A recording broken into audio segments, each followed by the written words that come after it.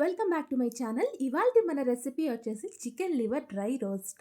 అన్నంతో, పప్పు చారుతో చాలా ఫ్లేవర్ఫుల్గా ఉండే ఈ చికెన్ లివర్ డ్రై రోస్ట్ ఫ్లేవర్ఫుల్గా మసాలాతో ఈరోజు నేను ఎలా చేయాలో చేసి చూపించబోతున్నాను. ఎక్కువ ఆయిల్ వేసి డీప్ ఫ్రై కాకుండా ఇలా డ్రై రోస్ట్ చేసి తినండి, చాలా ఫ్లేవర్ఫుల్గా బాగుంటుంది. అండ్ ఇది స్టార్టర్లా కూడా మంచి ఆప్షన్ అనమాట. సో లేట్ చేయకుండా ఈ వీడియోని ఎలా చేయాలో చేసి చూపిస్తాను.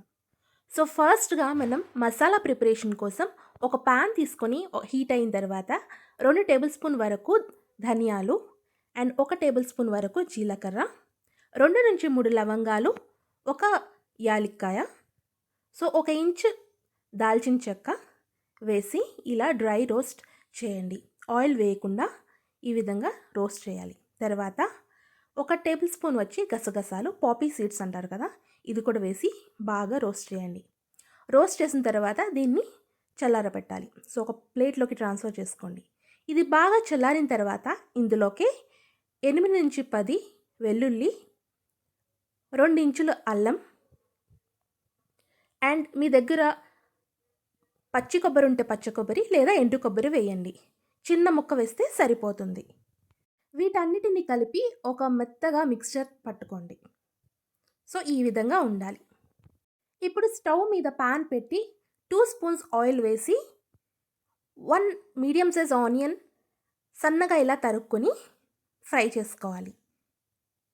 ఇందులోకి నీట్గా కట్ చేసుకున్న చికెన్ లివర్ని కూడా వేసి ఒకసారి వాటర్ మొత్తం పోయేంత వరకు మనం దీన్ని ఫ్రై చేసుకోవాలి. మనం ఇందులోకి ఏ వాటర్ యాడ్ చేయాల్సిన అవసరం లేదు. ఇందులోంచి వాటర్ రిలీజ్ అవుతుంది కదా, సో ఇదే కుక్ అయిపోతుంది అనమాట.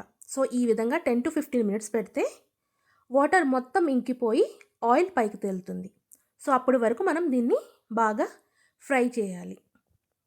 సో 10 to 15 మినిట్స్ తర్వాత నాకు ఈ విధంగా ఆయిల్ పైకి తేలింది, వాటర్ మొత్తం ఇంకిపోయింది, చూసారు కదా. సో ఇలా ఉంటుందన్నమాట. సో ఈ స్టేజ్ రాగానే అప్పుడే మనం ఇందులోకి 1/2 టీ స్పూన్ వరకు పసుపు, 1 స్పూన్ వరకు ధనియాల పొడి, 1 స్పూన్ వరకు కారం, 1/2 టీ స్పూన్ వరకు వేయించుకున్న జీలకర్ర పొడి, తగినంత ఉప్పు వేసుకొని బాగా కలుపుకోవాలి. సో ఎక్స్ట్రా ఆయిల్ ఏమి యాడ్ చేయాల్సిన అవసరం లేకుండా ఈ విధంగా మనం ఫ్రై చేసుకోవచ్చు. తర్వాత ఇందులోకి కొత్తిమీర అండ్ కరివేపాకు కూడా వేసుకొని బాగా కలుపుకోవాలి. సన్నగా తరుక్కున్న పచ్చిమిర్చి కూడా ఇందులోకి నేను యాడ్ చేస్తున్నాను. సో లాస్ట్లో మనం తయారు చేసి పెట్టుకున్న ఈ మసాలా మిక్స్చర్ ఏదైతే ఉందో ఇది నేను 2 టేబుల్ స్పూన్స్ వేసి లాస్ట్లో నేను ఫ్రై చేసుకుంటున్నాను. సో మీడియం ఫ్లేమ్ మీద ఇలా పెట్టి మూత పెట్టేయండి. ఒక 10 మినిట్స్ బాగా ఫ్రై అయిపోతుంది, క్రిస్పీగా అయిపోతుంది.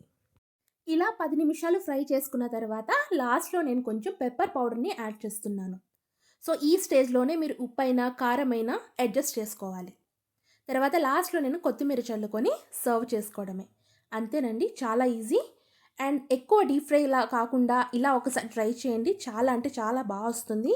అండ్ ఇది సైడ్ డిష్ లాగా, స్టార్టర్ లాగా ఎలా అయినా మీరు దీన్ని తినొచ్చు. మీకు ఈ వీడియో నచ్చితే లైక్ చేయడం, షేర్ చేయడం అండ్ సబ్స్క్రైబ్ చేయడం మర్చిపోవద్దు. నేను అన్ని ఇంగ్రీడియంట్స్ డిస్క్రిప్షన్ బాక్స్లో మెన్షన్ చేస్తాను, అది చూస్తూ చదువుకుంటూ రెసిపీ ఫాలో అవుతూ చేయండి. Thanks for watching.